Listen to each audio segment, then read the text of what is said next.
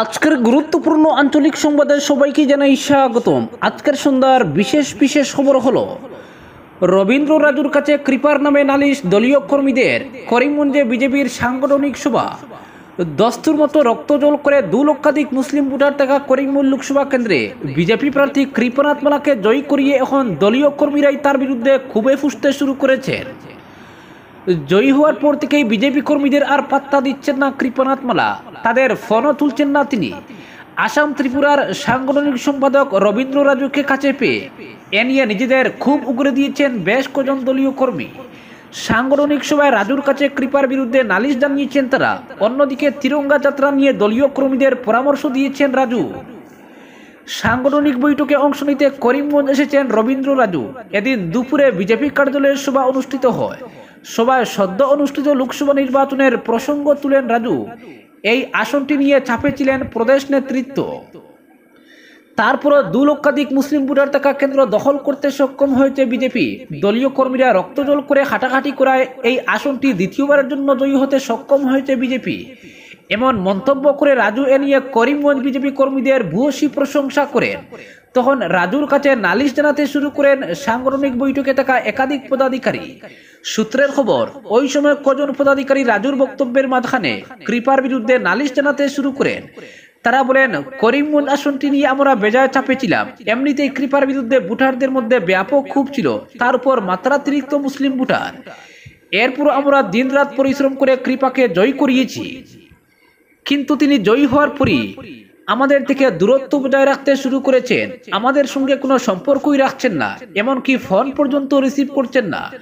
সম্প্রতি বন্যা হয়েছিল, কিন্তু সাংসদ বন্যার্তদের পাশে না দাঁড়িয়ে কাশ্মীর ভ্রমণে চলে গিয়েছিলেন। করিমগঞ্জ লোকসভা কেন্দ্রে তাকে পাওয়াই যাচ্ছে না। কর্মীরা যখন এক শ্বাসে কৃপার বিরুদ্ধে নালিশ জানাচ্ছিলেন, তখন রাজু হাত দিয়ে ইশারা করে তাদের ক্ষান্ত করার চেষ্টা করেন বলেও জানা গেছে। এমনকি কর্মীরা যখন এক বাক্যে নালিশ জানাচ্ছিলেন, তখন ডায়াসে বসা প্রদেশ নেতৃত্ব সহ বিধায়করা হাসছিলেন বলেও জানা গেছে। বৈঠক শেষ হওয়ার পর দলীয় নেতৃত্বের কাছে কৃপার বিষয়ে জানতে চান রাজু। তখন দলীয় নেতৃত্ব কৃপার ফোন রিসিভ না করার বিষয়টি রাজুকে অবগত করেন বলেও জানা গেছে। অপরদিকে হাইলাকান্দি কংগ্রেসে যোগ দিলেন ইউডিএফ এর অগপর 500 কর্মী সমর্থক।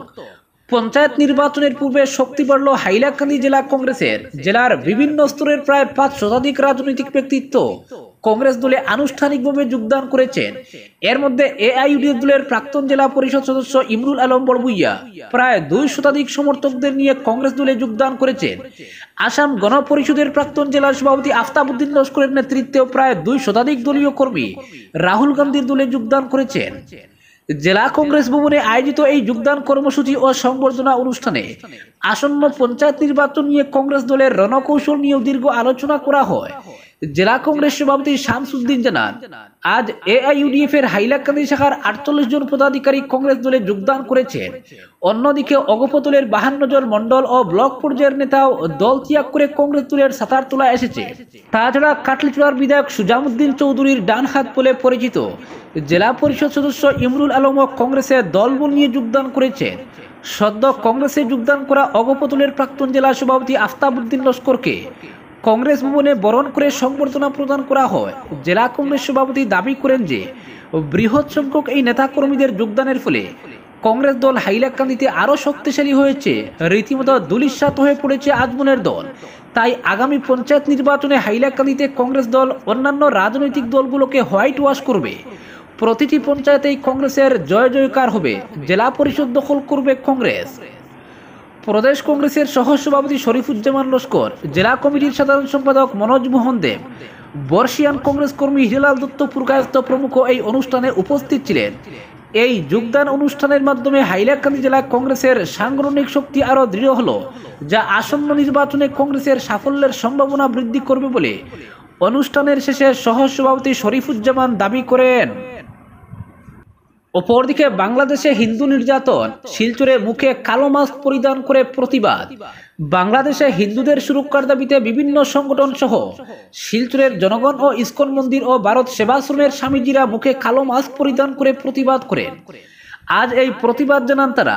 সংবাদ মাধ্যমের সাথে কথা বলতে গিয়ে ভারত সেবাশ্রমের স্বামীজি বলেন, বাংলাদেশে হিন্দুদের সুরক্ষার দাবিতে কাছাড়ের জেলা শাসক মারফত ভারতের প্রধানমন্ত্রী, স্বরাষ্ট্রমন্ত্রী ও বাংলাদেশের হাইকমান্ডের উদ্দেশ্যে একটি স্মারকলিপি প্রদান করেন। ছাত্র আন্দোলনের নামে গণতন্ত্রকে হত্যা করা হয়েছে এবং যারা বাংলাদেশের সরকারের চাকরি করছেন তারাও নিরাপদ নয় বলে জানিয়েছেন তারা আরও বলেন, কিছুদিন ধরে প্রতিবেশী রাষ্ট্র বাংলাদেশ জ্বলছে।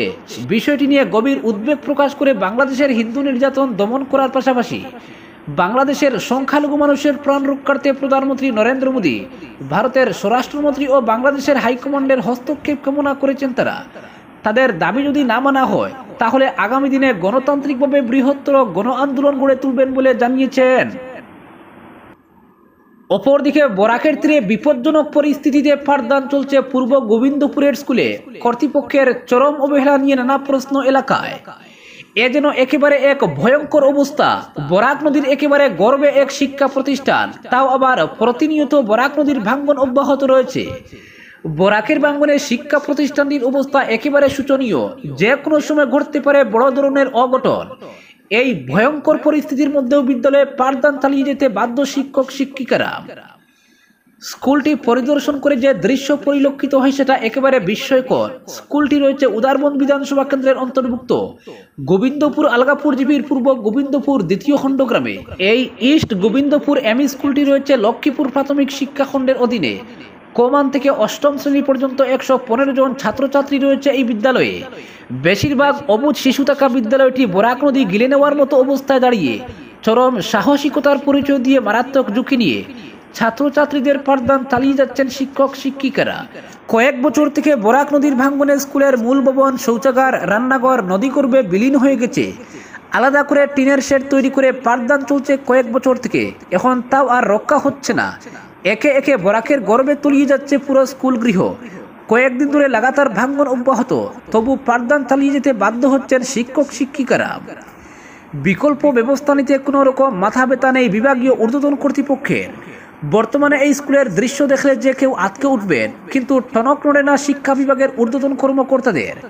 প্রয়োজন ছাড়া অনেক স্কুলে ভবন নির্মাণের জন্য কাড়ি কাড়ি টাকা বরাদ্দ হয়, ভালো ভালো ভবন ভেঙে নতুন ভবন তৈরি করা হয়। কিন্তু ইস্ট গোবিন্দপুর এমই স্কুলের ভবন নির্মাণের ক্ষেত্রে বিভাগীয় ঊর্ধ্বতন কর্তৃপক্ষের এত অনীহা কেন? এ নিয়ে অভিভাবক মহলে প্রশ্নচিহ্ন দেখা দিয়েছে।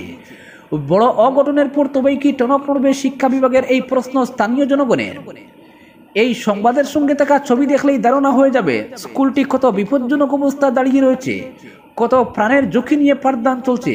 বরাকের ভাঙ্গনের মুখে পড়া ইস্ট গোবিন্দপুর এমই স্কুল স্থানান্তরিত করার জন্য স্থানীয় আজিমউদ্দিন চৌধুরী নামের এক ব্যক্তি বহু মূল্যবান জমি দান করেছেন কয়েক বছর আগে। দান করা জমিতে স্কুল ভবন নির্মাণের প্রয়োজনীয়তার কথা উল্লেখ করে কয়েক বছর থেকে ঊর্ধ্বতন কর্তৃপক্ষের কাছে দাবি জানাচ্ছেন প্রধান শিক্ষক কুতুবউদ্দিন লস্কর। লিখিতভাবে বারবার আবেদন করা সত্ত্বেও এই স্কুল ভবন নির্মাণের জন্য অর্থ বরাদ্দ নেই। এ নিয়ে গ্রামের মানুষ চরম ক্ষুব্ধ। কি কারণে এই স্কুলের ভবন নির্মাণের জন্য অর্থ বরাদ্দ হয় না তার কোনো জবাব খুঁজে পাওয়া যায়নি। হচ্ছে হবে করেই কয়েক বছর কাটিয়ে দিয়েছেন শিক্ষা বিভাগের আধিকারিক ও বাস্তুকার, কিন্তু এই স্কুলের ভবন নির্মাণের অর্থ বরাদ্দ আর হলো না। দান করা জমি পড়ে রয়েছে। আর বরাক নদীর ভাঙ্গনের মুখেই এলোমেলো অবস্থায় পাঠদান চলছে ইস্ট গোবিন্দপুর এমই স্কুলের। কচি কাঁচা পড়ুয়ারা বরাক নদীতে যেন পড়ে না যায় সেদিকেই বেশি নজরদারি করতে হচ্ছে শিক্ষক শিক্ষিকাদের। এমন ভয়াবহ অবস্থার সম্মুখীন ও বিভাগীয় চরম অবহেলার শিকার হওয়া স্কুল হয়তো গোটা রাজ্যে খুঁজে পাওয়া মুশকিল হবে। বিভাগীয় কর্তৃপক্ষের চরম অবহেলার এক চূড়ান্ত নিদর্শন লক্ষ্মীপুর শিক্ষাখণ্ডের ইস্ট গোবিন্দপুর এমই স্কুল। অপরদিকে হিন্দু বিধান রঞ্জন, বৌদ্ধ সুপ্রদীপ সমন্বয়ের বার্তা উপদেষ্টা মণ্ডলীতে। হিন্দু থেকে শুরু করে বৌদ্ধ, বাংলাদেশের সব সম্প্রদায়ের প্রতিনিধি রয়েছে মোহাম্মদ ইউনূসের উপদেষ্টা মণ্ডলীতে। দেশের বিশিষ্ট চিকিৎসক অধ্যাপক বিধান রঞ্জন রায় যেমন রয়েছেন, তেমনি রয়েছেন বৌদ্ধ ধর্মাবলম্বী সুপ্রদীপ চাকমা। অন্তর্বর্তীকালীন উপদেষ্টা মণ্ডলীতে কোনো রাজনৈতিক দলের সদস্যকে রাখা হয়নি। ডক্টর বিধান রঞ্জন রায় পোদ্দারের অন্তর্ভুক্তি অবশ্যই বড় চমক। বাংলাদেশের national institute of mental health and হসপিটালের ডিরেক্টর পদে রয়েছেন বিধান রঞ্জন। মূলত সুনামগঞ্জের বাসিন্দা বিধান রঞ্জন দীর্ঘদিন কর্মসূত্রে ময়মনসিংহে ছিলেন। সুপ্রদীপ চাকমা চট্টগ্রাম পার্বত্য উন্নয়ন পরিষদের প্রধান ছিলেন।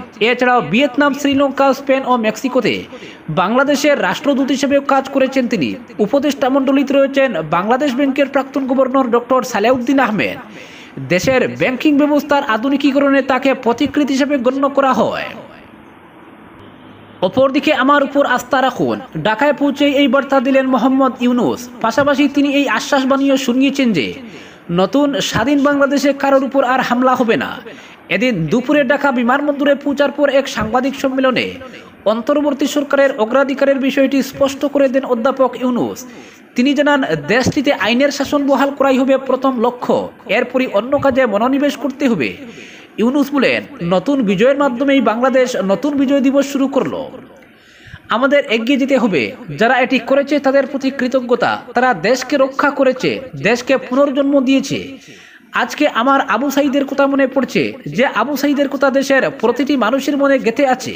পুলিশের গুলির মুখে দাঁড়িয়ে প্রাণ দেওয়া অকুতোভয় ছাত্রনেতা আবু সাঈদের কথা বলতে গিয়ে চোখের জল সামলাতে পারেননি নোবেলজয়ী এই অর্থনীতিবিদ।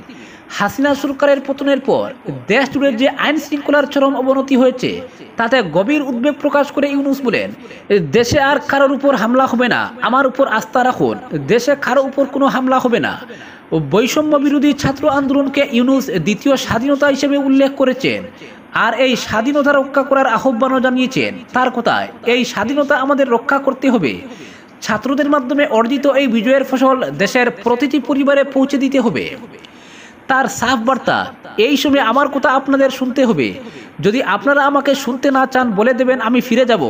অযথা সময় নষ্ট করব না, আমি আমার অন্য কাজে মনোনিবেশ করব। আজকের বিশেষ সংবাদ এখানেই সমাপ্ত।